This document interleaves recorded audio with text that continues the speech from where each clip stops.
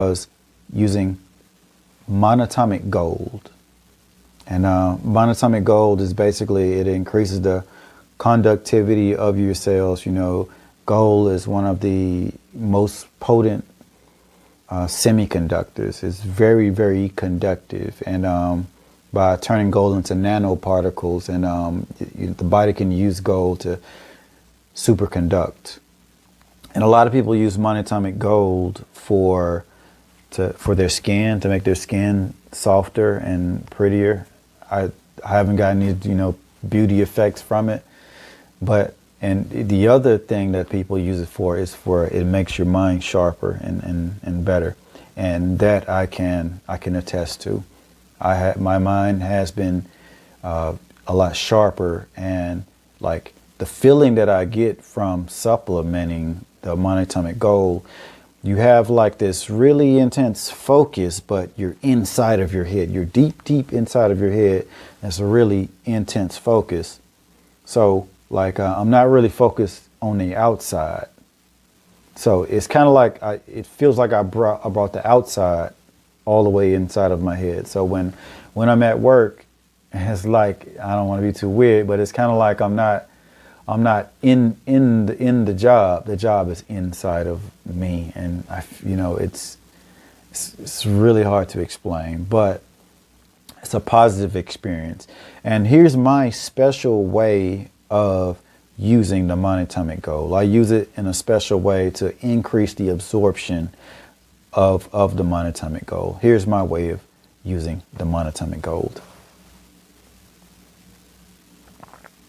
Now, here in this glass, I have wine and I have Monotonic Gold all together. If you look, this is a very small amount of wine. This is all the wine that's in the glass. This is just enough in the bottom of the glass.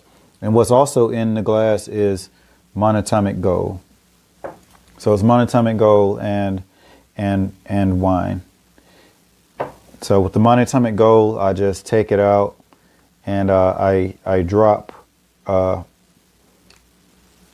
servings into my wine glass, and I pour a very small amount of wine. You see the amount in this glass, and I sip on it before I go to bed and right after I wake up.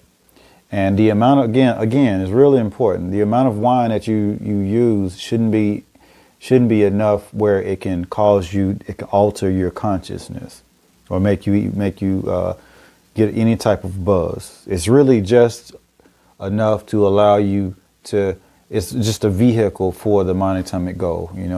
Our bodies absorb alcohol really, really fast. And you could actually use any type of alcohol, but for me, wine is the most natural thing. It's made from a grape. And also, for me, wine is the most natural and most healthiest thing.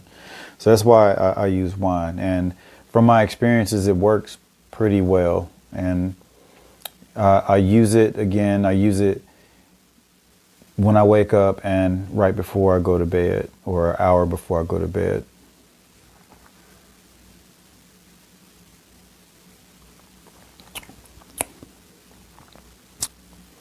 Okay, so lastly, the last thing I'll talk about, and I'll just kind of breeze over this because I want to make a video completely dedicated to this topic in the upcoming future. But it's basically blocking and mitigating as many artificial feels from your sleep environment, actually anywhere, but especially your sleep environment, because that's where a lot of your pineal gland activity really happens, in your sleep space. So you want to do things to mitigate the extraneous and extra and negative electromagnetic fields and magnetic fields, electric fields, and just like excess energy, that's invisible stuff that's around you, but is really important to mitigate and get rid of, and people just really take this for granted. I think that this particular issue here is one of the biggest hidden threats that no one pays attention to because it's invisible. And it's also hard to know that these things are a problem because they're they're invisible and they're so subtle that you think that they don't exist, and it makes you think like, it's just me. I just having a bad day, or I'm getting old, or it's just just my mind's playing tricks on me and stuff like this. But I can assure you, a lot of that invisible external noise is a really big factor, and a lot of us can't really see it until you completely leave your environment and go to a much more pure environment, and you realize, man, I felt so good there. And then you think it's because you got out of the house, or you took a vacation. That may be so, but the biggest thing is probably because you left that field, and because you're in your home so much, you began to just think that that the fields that are in your home is just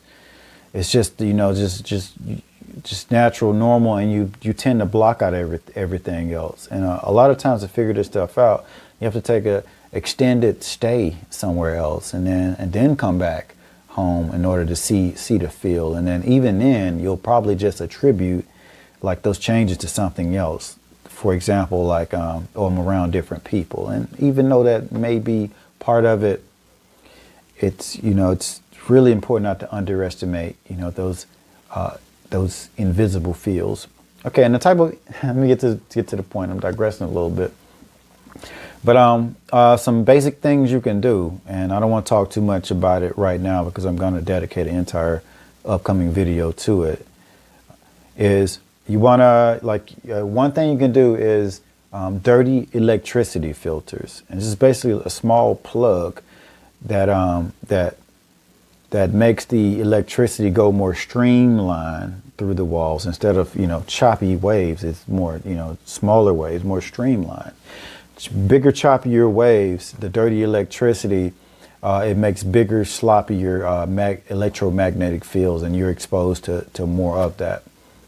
So it's as many dirty electricity filters as you can get it. You can put in your home that you see effect from. It's just huge, and your sleep is better. Another thing that you can do you can block the radio frequencies. We get from the cell towers. This device that I'm using here. Everything. Radio frequency is just a part of life now, and it's kind of hard to escape. But your room is your safe place. It's your own mecca, and some people don't want to make their room look ugly by putting certain things on their walls and stuff. But for example, you can use chicken wire. Chicken wire blocks radio frequencies. If you put it all on your wall, surrounding your entire room, perhaps maybe even the floor, or maybe not the floor, but if you surround your entire room with chicken wire on all of the walls, it'll block out the radio fields, and it'll probably make your room look ugly. But sometimes you got to make sacrifices, and who knows, maybe you can make the chicken wire look pretty in some kind of way.